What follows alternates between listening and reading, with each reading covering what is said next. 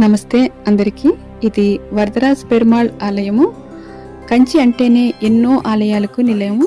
ఈ కంచిలో ఎన్నో ప్రసిద్ధ ఆలయాలు ఉన్నాయి. అందులో ఈ వరదరాజ్ పెరుమాళ్ ఆలయం, విష్ణు ఆలయము చాలా ప్రసిద్ధి చెందింది. చాలా పెద్ద ఆలయం కూడా. ఈరోజైతే మీకు ఈ ఆలయాన్ని చూపిస్తాను లోపల.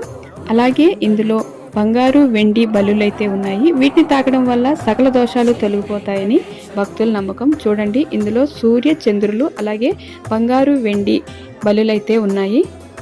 గౌతమ మహర్షి శిష్యులు వారి తప్పు కారణంగా బల్లులుగా మారేలా శపించబడ్డారు. వారు ఈ ఆలయానికి వచ్చి వరదరాజ్ పెరుమాళ్ స్వామిని ప్రార్థించి ఇక్కడే బల్లులుగా మారి శాప విమోచనం పొందారని పురాణాలు. అయితే భక్తులు ఈ బంగారు వెండి బల్లులను తాకడం ద్వారా బల్లి పడడం వల్ల వచ్చే బల్లి దోషాలు మరియు ఇతర దోషాలు తొలగిపోతాయని నమ్ముతారు. ఈ ఆలయం చాలా పెద్దది. లోపల వెళ్ళడానికే చాలా టైం పడుతుంది. కంచి బంగారు బల్లిని తాకడం వల్ల పాపాలు తొలగిపోవడమే కాకుండా అదృష్టాన్ని ఆకర్షిస్తుందని విశ్వసిస్తారు భక్తులు. ఈ బల్లి విగ్రహాలకు పైన సూర్యచంద్రుల రూపాలుంటాయి. ఇవి నిత్యం సత్యానికే సాక్ష్యంగా నిలుస్తాయని నమ్మకం.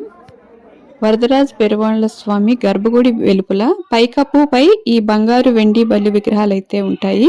వీటినైతే మనము చేతితో ఒక పైనుంచి కిందికి 3 సార్లు మనము తాకడం వల్ల మనకి దోషాలు అనేవి తగ్గుతాయి. అలాగే సర్పదోషం కూడా తగ్గుతుందని నమ్ముతారు. సూర్య చంద్రులతో పాటు బంగారు వెండి బల్లెలనైతే ఇక్కడ మీరు చూడొచ్చు.